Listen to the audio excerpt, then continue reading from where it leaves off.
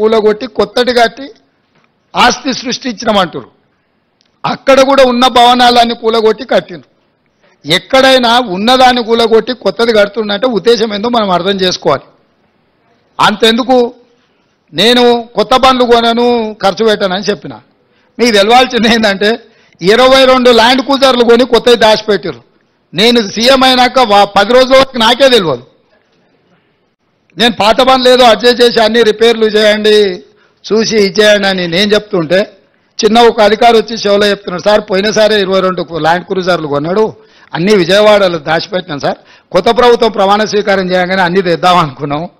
ఆయన నెత్తి మీద దరిద్రం ఉండి ఆయన ఇంటికి పోయింది సార్ 22 కొత్త ల్యాండ్ క్రూజర్లునే. అసలు ఇన్ని వందల వేల వాహనాలు ఉన్నప్పుడు ఒక్కొక్క బండికి దాదాపుగా 3 కోట్ల రూపాయలు అవుతుంది. మరి బుల్లెట్ ప్రూఫ్ చేసిన తర్వాత ఇంకా కొంచెం ఎక్స్ట్రా అవుతుంది.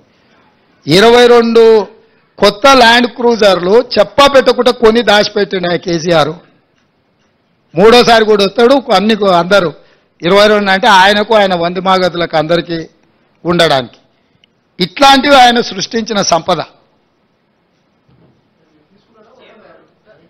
అది ప్రభుత్వ ఆస్తి తీసుకోకుంటే వెళ్ళిపోతే కావాలంటే మీరు కూడా తిరగండి, ఇస్తాం అట్లా రౌండ్ కొట్టరండి.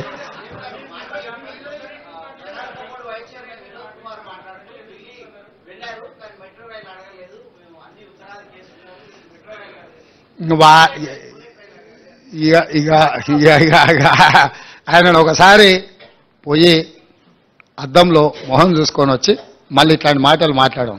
సైనిక్ స్కూల్ ఇచ్చిన దాన్ని వరంగల్లో పెట్టిన దాన్ని అర్ధాంతరంగా ఆగిపోయింది. ఎందుకు ఆగిపోయిందని వాళ్ళ ముఖ్యమంత్రిని అడగలేదు. ఆ సైనిక్ స్కూల్ మాకు ఇవ్వండి, ఆంధ్రప్రదేశ్లో కోరుకొండ సైనిక్ స్కూల్, చిత్తూరులో ఇంకో సైనిక్ స్కూల్ ఉంది, మా పిల్లలు చదువుకోవాలి అని చెప్పి ఆ వినోద్ కుమారే లెటర్ పెట్టి వచ్చిన దాన్ని అర్ధాంతరంగా ఆగిపోయింది. ఇప్పుడు మనకు సైనిక్ స్కూల్ లేదు. ఆ విషయం ప్రస్తావించని వినోద్ కుమార్ గారు ఐటీఐఆర్ కారిడార్ వెనక్కిపోతే ఎందుకు పోయిందని అడగలేని వినోద్ కుమార్ వచ్చి ఇంకా ఈ రోజు వచ్చి మాకు బుల్లెట్ ట్రైన్ గురించి మాకు శుద్ధులు చెప్తున్నాడు.